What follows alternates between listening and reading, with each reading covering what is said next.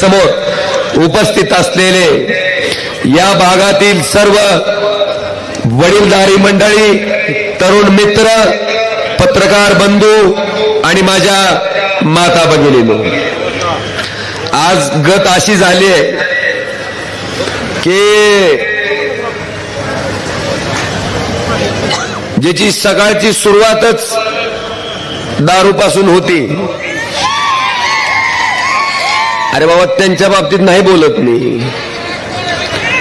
म्हणजे फुल दारुड्या माणसानं, 24 तास दारू पिणाऱ्या माणसानं गावात जायचं आणि व्यसनमुक्तीवर त्या ठिकाणी भाषण द्यायचं की दारू किती वाईट आहे. अशी गत सहसा आता झालेली आहे. का?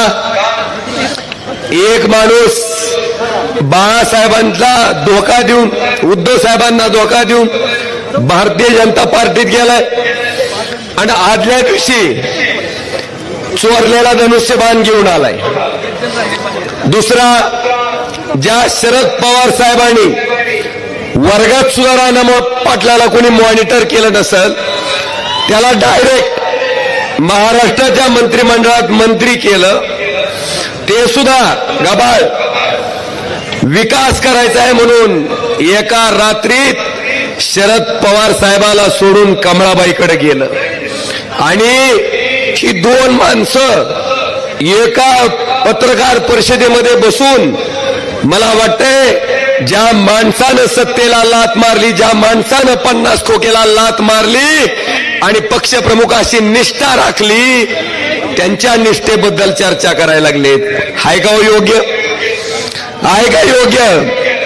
स्वतःच्या स्वार्थासाठी पक्ष बदलणारे आता राष्ट्रवादी काँग्रेस पक्ष सत्तेत येतच नाही हे लक्षात आल्याच्या नंतर एका रात्री कमळाबाईकडे जाणाऱ्या माणसाने, मला वाटतंय आमच्या इथं निष्ठेवर बोलायची काय आवश्यकता नाहीये. बांधवांनो, तुमचा मी हृदयापासून आभार व्यक्त करतो. तुम्ही म्हणताल आभार का दादा? कारण बी तसंच आहे.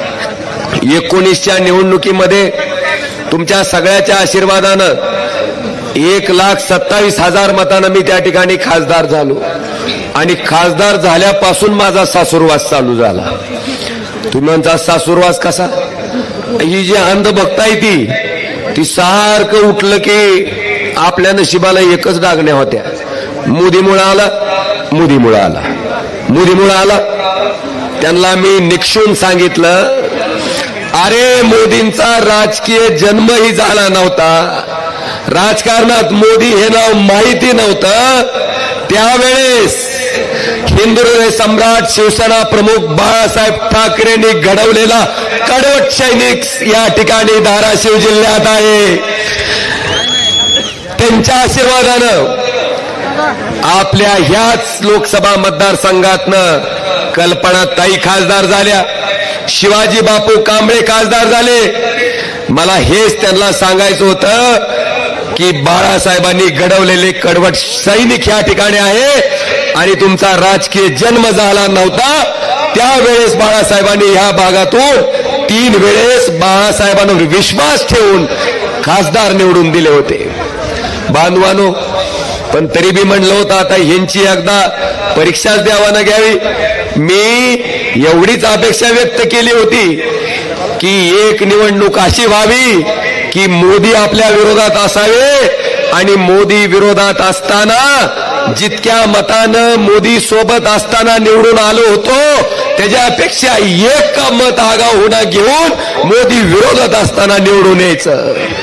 आणि गंमत काय, देवानं घरानं 24लाच ऐकलं. मला सांगा, देशाचे पंतप्रधान आपल्या विरोधात हितच झालती की कमळाबाईची सभा झालती नाही?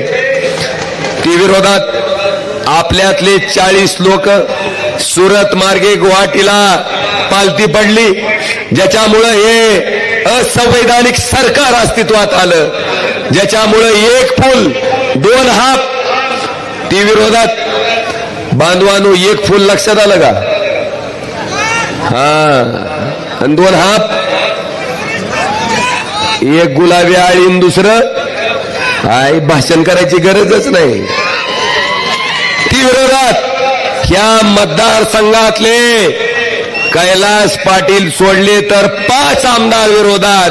सत्तेची ताकद त्यांच्याकडं, पैशाची ताकद त्यांच्याकडं. इतकी प्रतिकूल परिस्थिती असताना सुद्धा सामान्य जनतेसाठी जे 5 वर्ष आम्ही त्या ठिकाणी खर्ची घातले, बांधवानो, लोकप्रतिनिधी आणि लोकांचं नातं कसं असतं हे बघायचं काम, हे दाखवायचं काम आपण त्या ठिकाणी घडवलं. आणि ज्या मोदी मुळा आला म्हणत होते, तुमच्या सगळ्याच्या आशीर्वादानं मोदीपेक्षा दुप्पट मतानं तुम्ही त्या ठिकाणी लोकसभेत मला पाठवायचं काम केलंय. बांधवानो, एवढंच नाही, महाराष्ट्राच्या लोकसभेत जेवढे खासदार निवडून गेले त्याच्यात सगळ्यात जास्त 2 नंबरच्या लीडनं निवडून यायचा विक्रम सुद्धा आपल्या सगळ्याच्या आशीर्वादानं त्या ठिकाणी माझ्या नावावर आहे. आज 2.5 वर्ष आपण सत्तेत होतो, त्याच्यातले 2 वर्ष कोरोनामध्ये गेले. 6 महिने फक्त आपल्याला काम करता आलं होतं बांधवानो. त्या 6 महिन्यात ह्या धाराशिव जिल्ह्याचं शासकीय वैद्यकीय महाविद्यालय त्या ठिकाणी उद्धव ठाकरे साहेब मुख्यमंत्री असताना आणि अमित भैया वैद्यकीय शिक्षण मंत्री असताना आपण मंजूर करून घेतलं. आणि आनंदाची गोष्ट, या वर्षी डॉक्टर झालेली मुलं त्या मेडिकल कॉलेजमधनं बाहेर पडतात. बांधवानो, जे म्हणतात काय केलं जरा त्याला सांगावं, हे केलं नाही म्हणावं. आज या ठिकाणी आपल्याला नम्रपणे सांगायचंय, तुम्ही बघितलं असेल धनेगावचं धरण संपल्याच्या नंतर तिथून पुढे खाली बघा, तुम्ही विलासराव देशमुख साहेबाची दृष्टी बघा. आज लातूरचं तोंड बघितलं आणि धाराशिवचं तोंड बघितलं की लक्षात येतंय की उजवा जिल्हा कोणचा आहे आणि डावा कोणचा आहे, कोणचं नेतृत्व चांगलं आहे आणि कोणचं वाईट. बांधवानो, विलासराव साहेबांनी धनेगाव धरणाच्या पुढं, इकडं निम्न तेरणा धरण आहे खाली आपल्या, त्याच्या पुढं जर तुम्ही बघितलं तर सगळेच्या सगळे बॅरेजेस आहेत. धनेगाव धरणात जेवढं पाणी साचतंय त्याच्या 60% पाणी पुढच्या बॅरेजेस मध्ये साठवायचं काम त्या ठिकाणी विलासराव देशमुख साहेबांनी केलं. आणि आपण जर आपल्याकडे बघितलं मांजरा नदीवर, तेरणा नदीवर, पाठीमागं वर, तर सगळे कोल्हापूर पद्धतीचे बंधारे, कुणाचं गेट तुटेल, कुणाचं भिताड फुटेल, एकाही बंधाऱ्यात त्या ठिकाणी पाणी साठत नव्हतं. या साऱ्याच्या साऱ्या बंधाऱ्याचं रूपांतर बॅरेजेस मध्ये करण्याचा निर्णय आपण महाविकास आघाडीच्या सरकारच्या कालखंडामध्ये केला होता. बांधवांनो, आपल्यातली सुरत मार्गे गुवाहाटीला पालथी जर पडले नसते तर ते बॅरेजेस आज त्या ठिकाणी पूर्ण झालेले आपल्याला दिसले असते. पण असं जरी असलं तरी निष्ठेसाठी आम्ही प्रामाणिक राहिलो.